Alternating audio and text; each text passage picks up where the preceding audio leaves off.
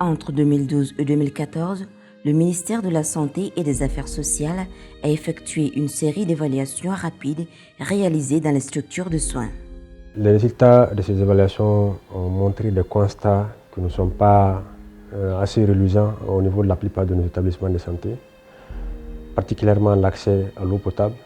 Il y a un nombre non négligeable d'établissements de santé également qui avaient des difficultés dans la gestion des déchets biomédicaux.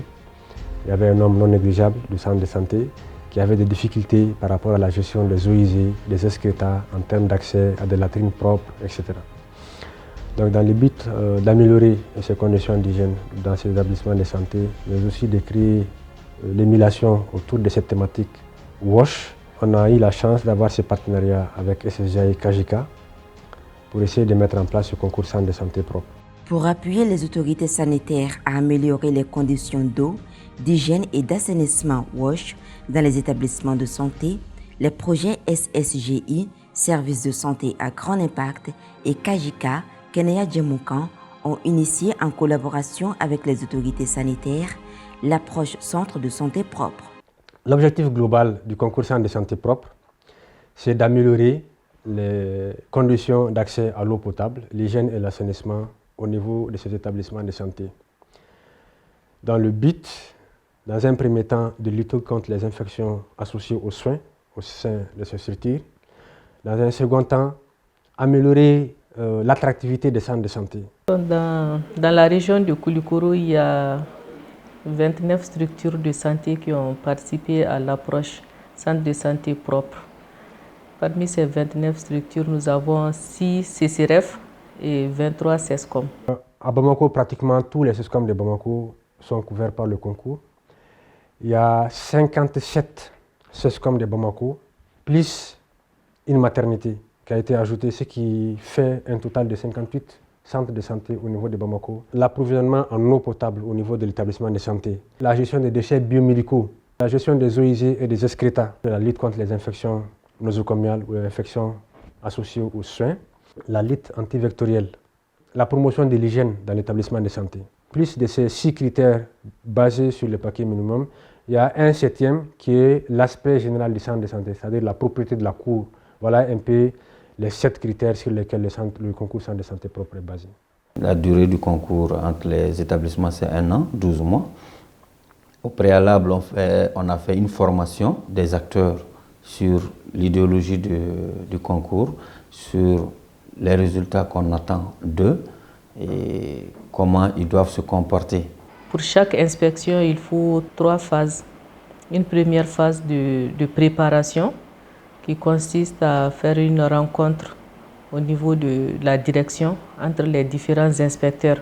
Et maintenant, la deuxième phase, ça c'est la phase d'activité sur le terrain où il faut rencontrer localement les autorités sanitaires. Là, il y a la 3e phase qui consiste, après le retour de terrain, de se rencontrer au niveau de la direction régionale de la santé pour mettre en commun ce qui a été vu et puis voir ensemble les résultats de l'inspection. Voilà les 3 étapes pour chaque inspection. Au total, nous avons eu à faire 4 inspections.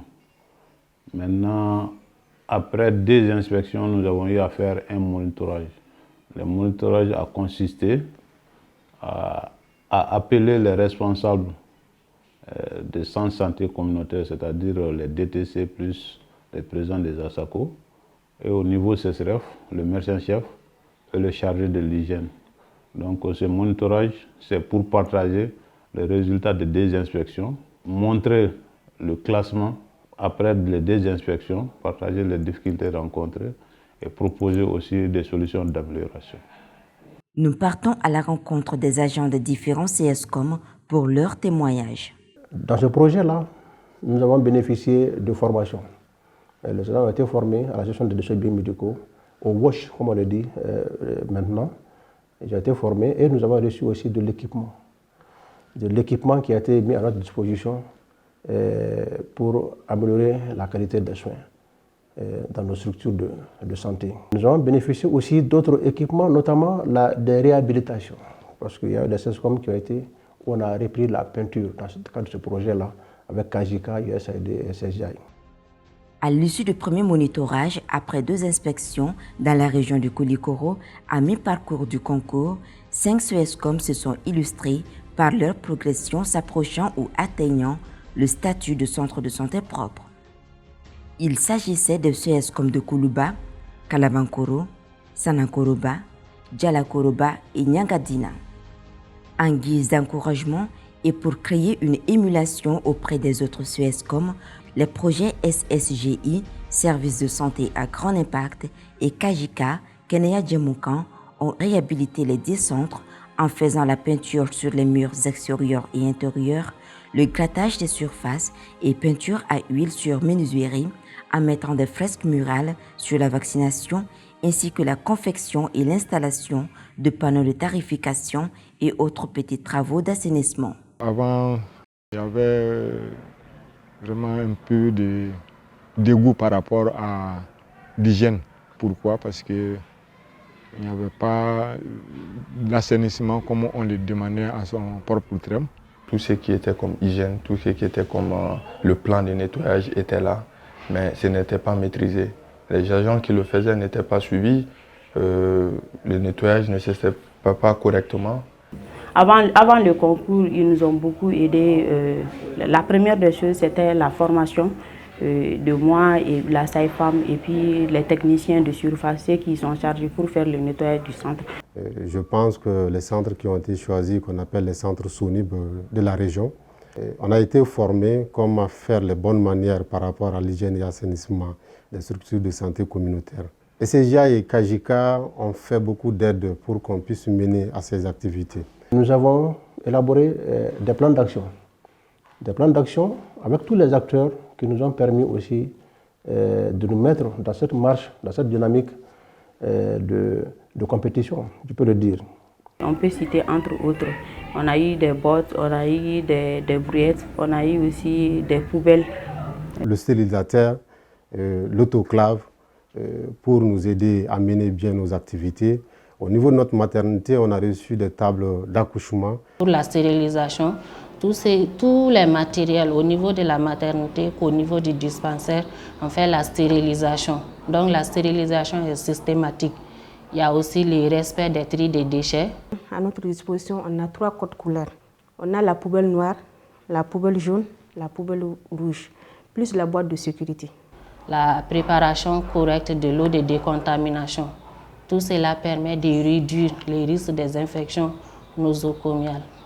Et quant aux usagers aussi, il y a eu un très grand changement parce que pour un début, ce n'était pas facile. Mais vu l'effort, surtout de sensibilisation de l'équipe technique, on est parvenu à habituer la population surtout à l'utilisation des poubelles parce que ce n'était pas une habitude fréquente chez la population. De temps à autre aussi, on fait les causeries. On fait les causeries pour les sensibiliser par rapport à l'hygiène du service. Par rapport aux usagers, surtout aussi l'utilisation des latrines. L'évolution dans ces cadres, vraiment, on a eu un grand acquis à ce niveau.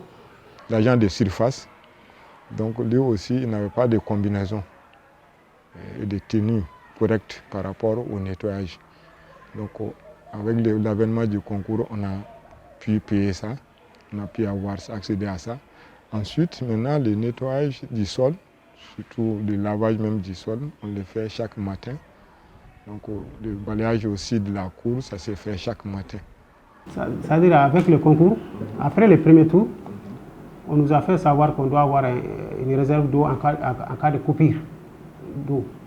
Donc la SACO s'est engagée à construire le château qui est juste à côté des gens. Je ne sais pas si vous avez vu. La lutte antibactérielle, on le faisait, mais on l'a accentué grâce à ce concours.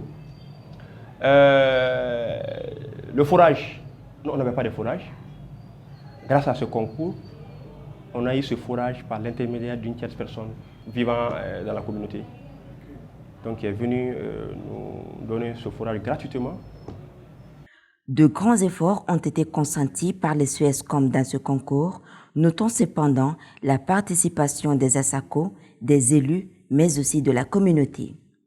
Dɔgɔtɔrɔso kɔni fɔlɔlama n'a bilama tɛ kelen hali o couvert ninnu tun tɛ yen fɔlɔ o bilama o sigi de fan bɛɛ fɛ nin o y'a saniya dɔ ye. Le concours cadre parfaitement avec les objectifs d'amélioration de santé de la population et ça va en direct, en droite ligne avec vraiment notre PDCOM, le plan de développement de la santé au niveau de la commune. Tombolo dobe ani olube bolo benyomolo jeunesse bola ani silamedina mo munu yano olubu to kana anga yoro sania anye ka sobya anga bien ambene doka. Auparavant on a assemblée mun ke anye a se ka population sendo ala population sendo ne mu jeunesse bien association féminine bien on fait bien ko ton jagulo du ko na nyo be sendo ero nu konana na pour ko ka do ka pour santé abi be de concerné. Bon, kama association féminine mun be meta yala la ka nyefo ubena donc so kuru ka bon jeunesse kelen do ni bien bon ni a jatimne no luka dementa ka gela ko yoro sanya ni mesaka to permanemment o kama jeunesse tu nana salon kana yoro be chien ka je kele flana mu muso jagol mun fene bi we fara nyoka de temps en temps kana asako ko kona fara maintenant ka je on entend aux situations na misaka fo maintenant ko kona sa ne meto. Nous avons par exemple payé des poubelles et des lave-mains. Bon. Ensuite, nous avons payé du savon pour nettoyer le château d'eau. Ensuite, nous avons pris 2 femmes pour nettoyer le centre matin et soir, qu'on les paye mensuellement. Nous avons tenu des assemblées générales vraiment avec la population pour que vraiment, quand ils vont dans les centres de santé, ils puissent vraiment suivre les consignes des agents. Et nous avons aussi appelé les différents hygiénistes qui s'entretiennent les centres de santé pour les galvaniser et vraiment à tenir les centres de santé propres. À travers les mêmes causeries. Aussi, à travers les femmes qui balaient chaque jour le centre. Nous nous sommes engagés pour préserver l'hygiène. Donc bientôt nous allons faire une délibération. Et cette délibération va prendre en compte les actions qui seront inscrites dans la convention d'assistance mutuelle afin qu'on puisse les mettre en œuvre pour maintenir les centres de santé propres au niveau de la commune. L'approche centre de santé propre est un outil programmatique encourageant les établissements de santé à établir des objectifs WASH pour apporter des améliorations progressives vers le but final de l'obtention du statut de centre de santé propre. De l'ASACO à la mairie jusqu'à nos techniciens de surface et l'équipe technique même du CESCOM, je pense que ça a été une bonne collaboration qui nous a vraiment sauvés. Je pense que si tout le monde s'y met sur ce plan, je pense que les gens peuvent beaucoup réussir. Ceux qui ont déjà le statut, ils font des plans de maintien du statut. Ça veut dire qu'il ne faut plus régresser après le concours en matière d'acquis. Et ceux qui n'ont pas le statut, on essaie de faire avec eux un plan pour vraiment acquérir le statut. Donc ils essaient d'évoluer dans ce plan. Parce que ça ne sert à rien aujourd'hui d'avoir le statut centre de santé propre. 1 mois, 2 mois après, retourner à la case départ. Donner tous les aspects positifs, tout ce que le concours a amélioré, nous pensons que c'est quelque chose qu'il faut mettre à l'échelle maintenant. Il faudrait que d'autres centres de santé puissent bénéficier de ce concours. Vraiment, déjà, ce qui a été acquis, on ne veut pas le perdre. On veut s'améliorer de jour au jour. Même là, déjà, on a déjà mis en place des unités, des responsables d'hygiène à faire le suivi des hygiénistes, ceux qui font le nettoyage jour et nuit. On a fait un cahier de suivi. Tous les matins, on fait le nettoyage, le cahier est pointé. C'est un concours qui est fait pour nous-mêmes, si je me permets. On le fait pour soi-même. Que ce soit le concours ou non, ces habitudes-là, on doit les pérenniser. Après une année de compétition dans la région de Koulikoro, une cérémonie a été organisée pour primer et encourager les structures ayant atteint ou proches du statut de centre de santé propre. Ainsi, parmi les 10 ESCOM ayant atteint le statut, c'est Koulouba de Calaban qui vient en tête, suivi de Touba et de Sirakoro Megentana.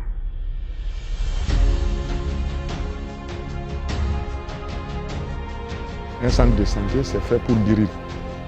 Un centre de santé, ce n'est pas fait pour vraiment venir prendre des maladies. La première chose qu'un patient voit dans un centre, c'est la propriété, c'est l'hygiène. Tout centre doit être propre, parce que c'est là où nous passons le plus de temps, et c'est là où nous travaillons, c'est là où nous soignons nos parents. Ceux qui n'ont pas participé à ce concours, ce que je peux dire, c'est que on ne peut pas avoir la santé sans l'hygiène. C'est le Mali. Et Bamako seulement ne suffit pas, même si tout est propre à Bamako, les centres sont propres à Bamako, si l'intérieur ne suit pas, on va dire que les centres de santé du Mali ne sont pas à hauteur.